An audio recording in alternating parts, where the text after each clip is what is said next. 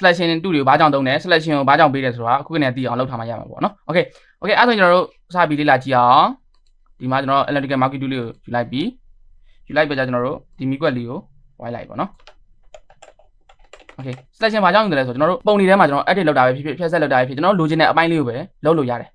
နော်ကျွန်တော်တို့လိုချင်တဲ့အပိုင်းလေးကိုပဲ edit လုပ်လို့ရတယ်ကျွန်တော်တို့လိုချင်တဲ့အပိုင်းလေးကိုပဲ color ချင်းလို့ရပါတော့ဒီမှာဆိုလဲကျွန်တော်တို့ဒီကျွန်တော်ကားမီကွက်အတွင်းပိုင်းလေးကိုပဲကျွန်တော်က color ချင်းပါပေါ့နော်မီကွက်လေးနဲ့ link ပဲကျွန်တော်မီးလင်းနေတဲ့ပုံစံမျိုးလေးအလင်းလေးတင်ကြည့်မယ်ပေါ့နော်ဒီမှာဆိုရင်ကျွန်တော်တို့ selection ဝင်တယ်လို့ခေါ်လို့ရကြဘာလို့လဲဆိုတော့ကျွန်တော်ဒီမှာဆိုရင်ပြေးလွှားနေတဲ့မြင်းချောင်းလေးရှိရပါတော့ဒါဆိုမြင်လားမသိဘူးအဲ့မြင်းချောင်းလေးတွေ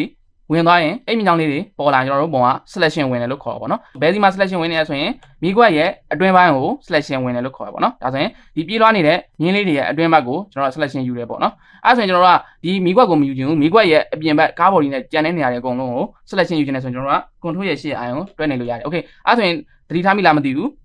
ပြေးလွှားနေတဲ့မြင်းလေးကဒီဓာတ်ပုံရဲ့ဘေးဘောင်လေးတွေမှာပြေးလွှားနေကြတယ်နော်ကြည့်အောင်တစ်ချက်ဒီမှာပြေးလွှားနေကြပြီပေါ့နော် okay အဲ့ဆိုရင်ကျွန်တော်တို့ရဲ့ selection ကဒီကားမီကွက်လေးရဲ့အပြင်ဘက်ကြံတဲ့နေရာအကုန်လုံးကို selection ယူတယ်ကျွန်တော်တို့အဲ့လိုမျိုးကားမီကွက်လေးကိုပဲ selection ပြန်ယူချင်တယ်ဆိုရင်ကျွန်တော်တို့က control နဲ့ရှေ့ရဲ့ iron ကိုတွဲနေလိုက်အဲ့ဆိုရင်ကျွန်တော်တို့ကကားမီကွက်လေးကိုပဲ selection ယူလို့ရပါတော့နော် okay အဲ့ကောင်လေးကိုကျွန်တော်တို့ကိုယ်ရပြသိအောင်လုပ်ကြည့်အောင်နော်